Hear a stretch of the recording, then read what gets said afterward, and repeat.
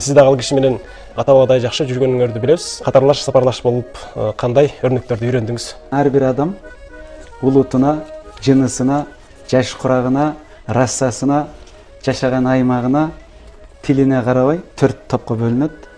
Биринчи топтогулар өтө сөзмөр, чечен. Алар сүйлөгөндө бөлмөдөгү чымындын учканы угулат, кулагыңдын кумары канып, дилиң тазарып, жүрөгүң агарат.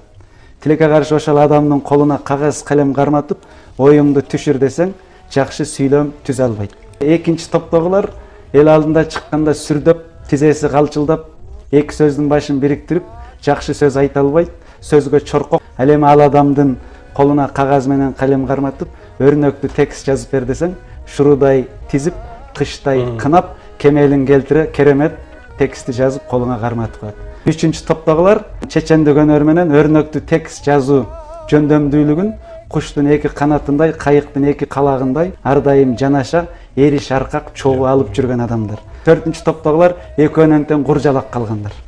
Ушул өңүттөн алып караганда Салижан агай жанагы үчүнчү топтогу сөзмөр, чечен, өрнөктүү ырларды, прозалык чыгармаларды, котормолорду, илимий эмгектерди жазган инсан болчу. Ыр менен айта турган болсом, ыйманга камчы чаппаган, ылайылуу жолго баспаган, багынтып бийик асканы, бүркүттөй рухун таптаган, өз сөзүн айтып өзгөнүн өзөнү менен акпаган, чымынжан чыгып жатса да чындыкты гана какшаган, бир нече тилде түш жоруп, бирок өз тилин өтө барктаган, кызмат наам сыйлык бергендин кылычын такыр чаппаган, атак даңк өлүк дүйнө үчүн абийирин арын сатпаган инсан болчу.